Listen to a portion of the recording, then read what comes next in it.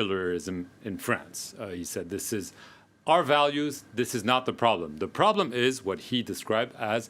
Islamist separatism. He repeated the word several times. He also talked about radical Islamism, and he added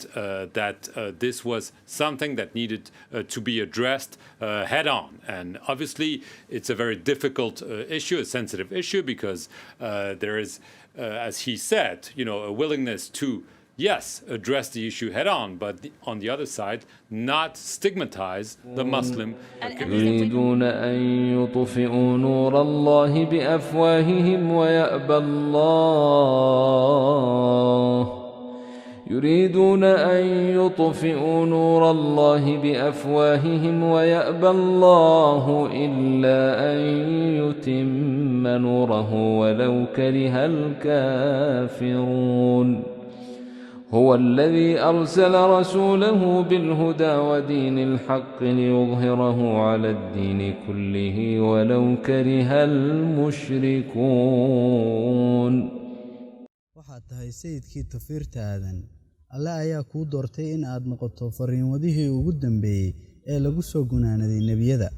waxa aad xambaarsan tahay fariinta ugu culus ee kaaga timi allaha weyn soo degistaaduna waxa ay noo ahayd badhaadhe iyo sareeda aanu ku indhaqabowsanno waxa aad naga saartay mugdiga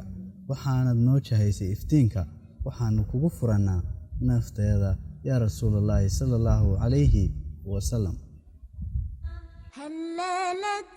ياثرب تشدو وازدهت كل البقاع ولقد مد الذراع من ثنيات الوداع طلع البدر علينا من ثنيات dhawaanahan labadii toddobaad ee ugu dambeeyey waxa aynu maqlaynay aflagaado iyo wax ka sheeg loo geysanayay nebigeenna sallallahu calayhi wasallam waxaa arrintaas si badheedh ah ugu celcelinayay mid ka mid ah madaxda reer galbeed waa madaxweynaha dalka Faransiiska ee magaciisu yahay Emmanuel Macron muuqaalkeennan waxa aynu ka eegi doonaa Emmanuel Macron marka uu Nebi Maxamed calayhi salaatu wasalaam wax ka sheegayo bal sida uu yahay dalka uu madaxweynuhu yahay ee Faransiisku Faransiisku waa mid ka mid ah dawladaha reer Yurub siiba Yurubta galbeed 40% dadka ku nool dalka Faransiisku ma rumaysna wax diin ah waana diin la'aan wakaaladda wararka ee Faransiiska ayaa waxa ay baahisay in ku dhawaad 126 dumar ah oo guriyelihi geeriyoodeen sanadkii 2019 marka loo eego tirada sanadkii 2018 waxa ay sare u kacday dhimashadu 7%. waxaynu xogtaas ka soo qaadanaynaa wargeyska wakaaladda Faransiiska ee wararka waa France 24 maalinta caalamiga ah ee la dagaalanka tacaddiga haweenka ayaa ka hor 2 cisho oo keli ah waxa ay isugu soo baxay mudaharaadyo abaabulan 10,000 oo dumar ah kuwaas oo ka cabanaya dilka iyo cadaadiska qoyska ee ka dhan ah haweenka taas oo keenay in la dilo 100 iyo wax ka badan oo haween ah mar kale dawladaha midowga Yurub haweenku waa aqlabiyadda xoogga badan ee wajahda tacaddiyada jinsiga ah ee qoyska Faransiiska iyo Ingiriisku waxa ay hoggaanka u hayaan tirada ugu badan ee dhacdooyinka noocan oo kale ah 2017 Faransiiska gudihiisa 600 iyo hal haween ah ayaa u dhintay faldambiyeedyada takoorka iyo cadaadiska haweenka haddii aynu xaggaas u sii wadno afti bulsheed ay qaaday xarunta cilmi baadhiseed ee Pew Research Center 2017 dadka ku nool dalka Faransiisku 3% waxa ay taageersan yihiin guurka ragga isfuula ama waxa loo yaqaan homosexual Nabi Maxamed calayhi salaatu wasalaam waxa ammaan ugu filan Ilaahay subxaanahu wa ta'aala in uu amaanay oo uu ka amaanay toddobooyinka samo dushooda ka soo amaanay isagoo oo leh waan ku soo dirnay oo caalamka oo dhan baan ku soo dirnay adiga oo u ah naxariis sidoo kale Ilaahay nabiga quraanka marka uu ku amaanay waxyaalihii uu sheegay waxa kamid ahaa in uu ku tilmaamay dhaqan iyo akhlaaq tii ugu wanaagsaneed inuu ku sugan yahay isagoo leh wa innaka la'ala khuluqin azim sidoo kale marxaatiga iyo maraga waxa ugu fiican kay ku furaan dadka aad cadawga tiina saxisaan bal ayna eegno aqoon-yahanadii siyaasiyiintii hogaamiyaashii iyo odaydiimeedyadii reer galbeed hadalla ay ka tageen iyagoo sheegaya oo tilmaamaya nebi maxamed calayhi salaatu wasalaam xaqnimada nebinimadiisa iyo wanaagga islaamka. Michael Hart waxa uu ahaa qoraa Kiristaan ah. waxa uu leeyahay buug ugu magac daray 100kii qof ee taariikhda wax ka beddelay. 100kaa qof waxa uu ka dhigay qofka koowaad nebi maxamed calayhi salaatu wasalaam. may jirin sabab ku khasbaysa in uu nebi maxamed ka dhigo qofka koowaad oo dhaqaale. sidoo kale may jirin cadaadisyo lagu hayay oo bulsheed oo ku khasbaya si khilaafsan aragtidiisa, laakiin wuxuu uga dhigay waxa uu ka rumeeyey runta iyo insaaniyadda iyo cadaaladda waxaanu dhaafi kari waayey taariikhda qoran ee uu ka tegey nebi maxamed calayhi salaatu wasalaam. waxa uu leeyahay marka uu nebi maxamed bilaabo waxa uu soo qaadanayaa oo uu sheegayaa hadal noocan oo kale ah.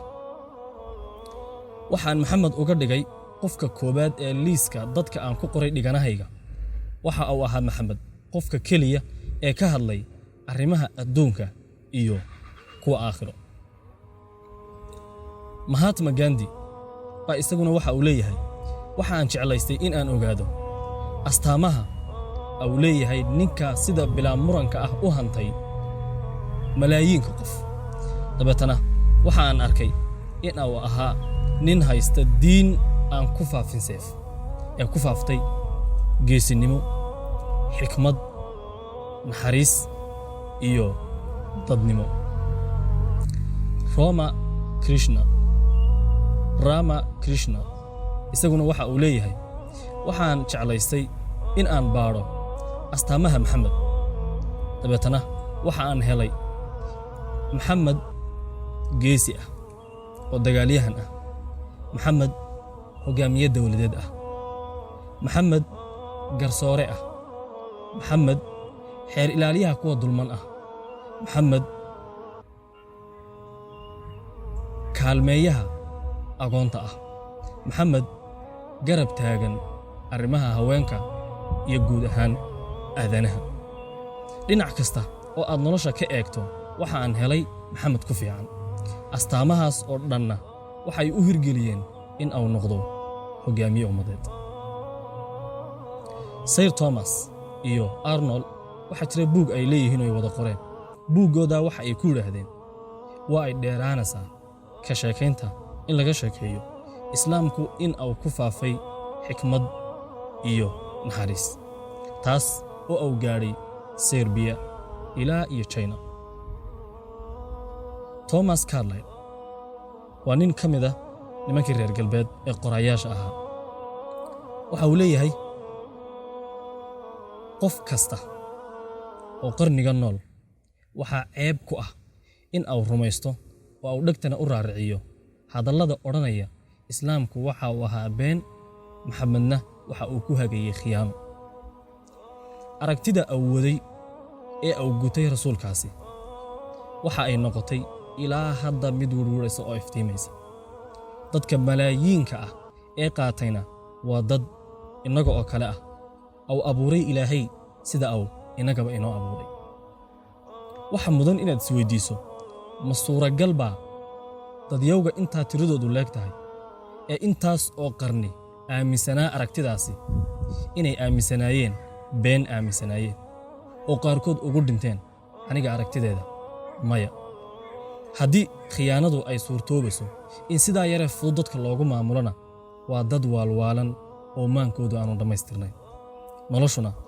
waa gacmadaalis iyo midaan macno badan lahayn oo ay ahayd inaanu markii hore abuurinba. William Durant baa isaguna waxa uu leeyahay hadal aad u cajiib ah oo uu ku tilmaamayo xaqnimada rasuulka calayhi salaatu wasalaam.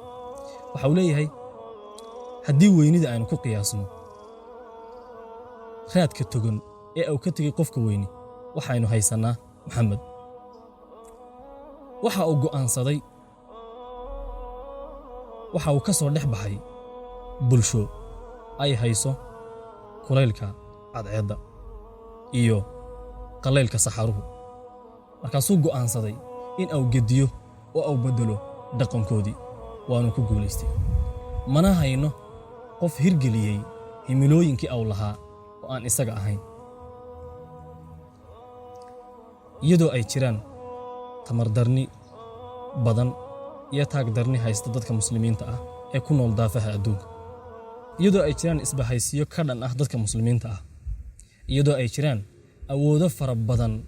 oo loogu talagalay baabi'inta iyo in meesha laga saaro basharka siiba dadka muslimiinta ah ayaa haddana waxa jirta awood weyn oo ka weyn tan aadanaha taasoo saamaxaysa iyadoo dhibaatooyinkaasoo dhan ay jiraan in uu islaamku faafo waana awoodda ilaahay subxaanahu wa tacaala iyadoo waxaasoo dhan ay jiraan ayaa ilaahay waxa uu ballan qaaday in uu islaamka ilaalinayo uu faafayana meel kastana uu gaadhayo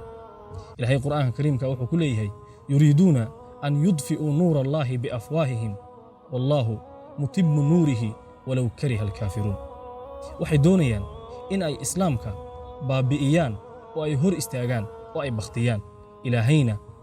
waa uu diiday inuu warkiisu socdo mooyaane haba dhibsadaan oo ayaanay raalli ka noqonin kuwa gaalada ahi sidoo kale rasuulkeenna ayaa waxa uu leeyahay calayhi salaatu wasalaam inna allaaha zawaa liya alarda fara'aytu mashaariqaha wa maghaaribaha wa inna mulka ummatii sayablugu maa zuwiya lii minha waxaa la ii soo koobay oo la ii soo duubay dhulka qorrax ka soo bixiisa iyo qorrax u dhiciisa mulkiga iyo boqortooyada bulshadayduna iyo ummaddaydu waxa uu gaadhi doonaa inta la ii soo duubay oo ah qorraxdu halay ka soo baxdo iyo halkay u dhacdo sidoo kale nebi maxamed calayhi salaatu wasalaam isagoo inoo sheegaya in ay diintu faafayso iyadoo dhib kasta soo maraysa oo dhib kasta lagu hayana waxa uu leeyahay sayabluqu hada alamru maa balaqa alleylu waannahaar diintani waxa ay gaadhi doontaa habeenka iyo maalinku halka ay gaadheen ilaahayna ka tegi maayo guri ka dhisan dhoobo oo mii ka taagan iyo mid magaalo ka taagan iyadoo uu islaamku gala mooyaane iyadoo uu ku duloobayo mid dullaysan kuna cisoobayo mid cisaysan waxaa ku duloobayo oo ku duloobaya kan gaalka ah waxaana ku milgo iyo maamuus mudanaya ka muslimka ah haddii aynu tusaalayaal ka soo qaadanno qisooyinka noocaas oo kale ah ee dhacay waxa aynu bal ka soo bilaabaynaa qisooyinkii uu qur'aanku wax ka tilmaamay qur'aanku waxa uu xusay dilka wiil yar oo ay sababtiisa ku soo islaameen dhammaan bulshooyin uu u talin jiray boqor madax adag oo una sheegtay inuu ilaahay yahay oo qisada uu qur'aanku ku tilmaamay suuratulburuuj ama qisatu asxaabi al-ukhduud sawir-gacmeedyada ay samaysay denmark waxay ahayd sababta ay islaamku ku qaateen dowlado badan iyo dadyow badan oo dunida daafaheeda ku nool intii ka dambaysay 11 Sebtembar tirada muslimiinta ee Mareykanku kor ayay u sii kacaysay waxaana la tilmaamaa in tiradu ay noqotay mid aan macquul ahayn maanta haddii aynu tilmaano maantana dhaleecaynta Macron ee islaamku waa sababta ay islaamku ku qaateen dadyow badan oo ku nool wadamada reer Yurub Faransiiskuna maalmihii u dambeeyay waxa uu diinta u soo galayay si la yaab leh oo filan waa ku noqotay Macron iyo wixii la fikir ahaaba waxa aynu baldaawan doonaa muuqaalkan aynu kor ku soo tilmaami doono ee xagga sare aad ka arki doontaan waa muuqaalka ay dadyow badan oo Faransiisi ku soo islaamayaan fadlan nala daawo muuqaalkan assalaamu calaykum wa rahmatullaahi wa barakaatuh